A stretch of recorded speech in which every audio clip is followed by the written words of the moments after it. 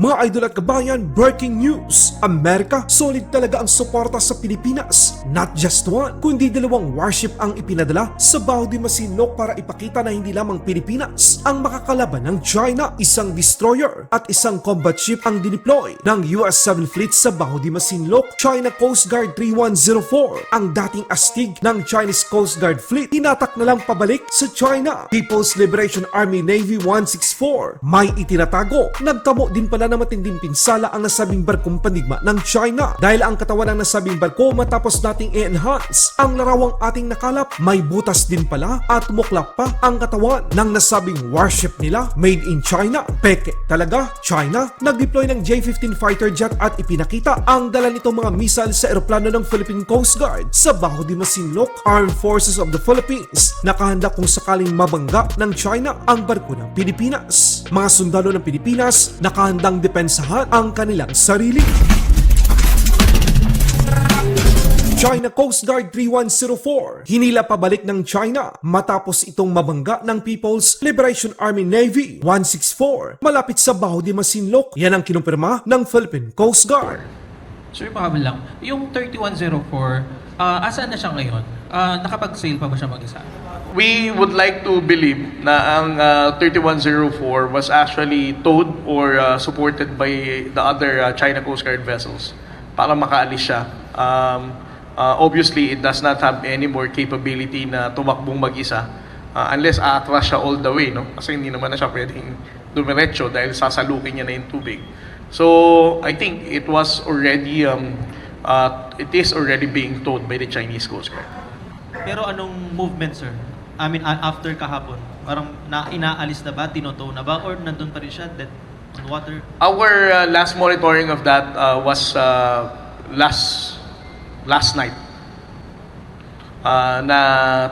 It is being attempted to be towed away from BDM. Paanong tow ba, sir? I mean, may humahatak? Yes, may humahatak na China Coast Guard. Ipinaktat din ng Philippine Coast Guard na maging ang rigid hull inflatable boat ng BRP Teresa Magbanwa MRRV 9701 at speedboat ng China Coast Guard 4103 ay naghabulan malapit sa Baho de Masinloc. Makikita natin na di nagpatinag ang mga otoridad ng Pilipinas. Chinese Warship 164, matinding pinsala ang natamo matapos mabangga ang China Coast Guard 3104. Hindi man ibinalita ng China, makikita sa larawan na nabutas ang People's Liberation Army Navy 164 nang salpukin nito ang China Coast Guard 3104. Matapos nating i-enhance ang kulay ng larawang kuha sa mismong araw ng insidente sa Baho de Masinloc ng People's Liberation Army Navy 164 ay nagtamo din ng butas at tatuklap pa ang malaking bahagi nito ng kanyang hull habang hinahabol nito ang BRP Suluan sa West Philippine Sea. Grabe ang ipinakitang liksi ng BRP Suluan, mga kabayan. Sinira nito ang isang destroyer at isang dating corvette ng People's Liberation Army Navy. Sa ibang balita naman, mga kabayan, matindi talaga itong Amerika. Hindi isa kundi dalawang barkong pandigma ang ipinadala sa Baho de Masinloc kahit na pinapangalandakan man ng China na itinaboy daw nila ang barko ng Amerika na nagpatrol sa Baho de Masinloc. Ang mga datos at videong kuha ng mga observer at ng Philippine Coast Guard ay nagpatunay na nagsisinungaling ang China. Sa isinagawang Maritime Domain Awareness ng Philippine Coast Guard sakay ng isang Cessna Caravan ang ilang mga reporter sa Pilipinas. Makikita na ang layo ng mga barko ng China sa barko ng Amerika. Maririnig din natin sa radio communication ang pagsagot ng US Navy na nagsasagawa ito ng lehitimong Freedom of Navigation Operation sa Baho de Masinloc alinsunod sa UNCLOS.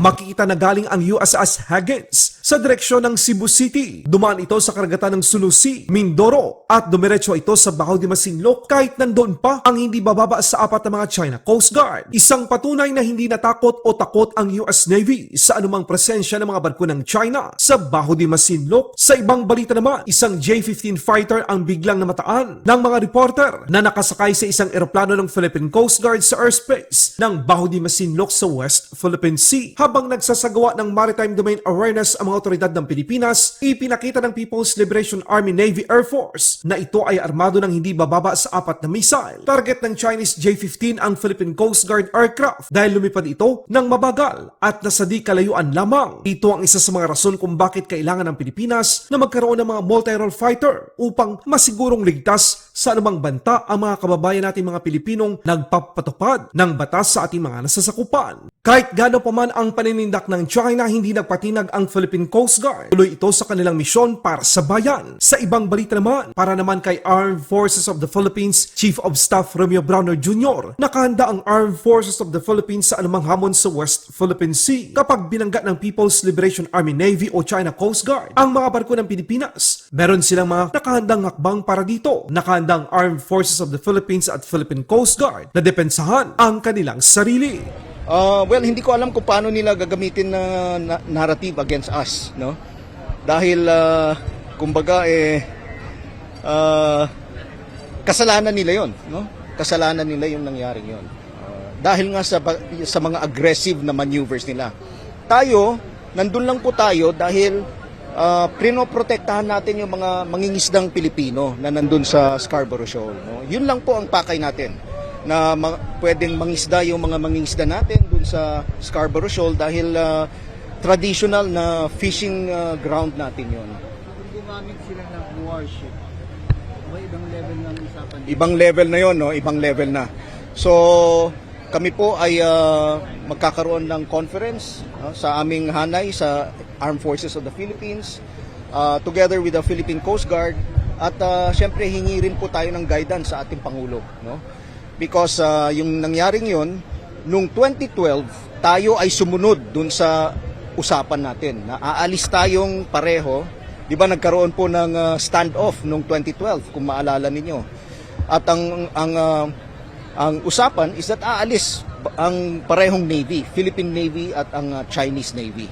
Tayo umalis tayo. Sumunod tayo sa usapan, no? Hindi sila sumunod.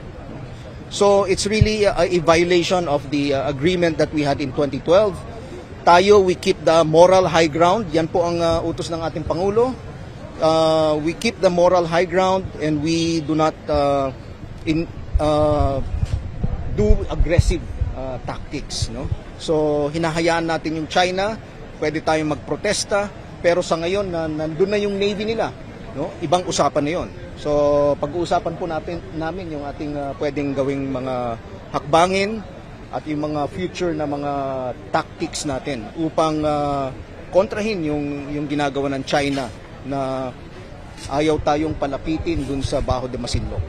Kailan ba abot yung pag sinabing act of war? Ang dami kasing what if dun, paano kung what if may nasugatan? Well, What if may namatay? Okay, may mga contingencies tayo, no?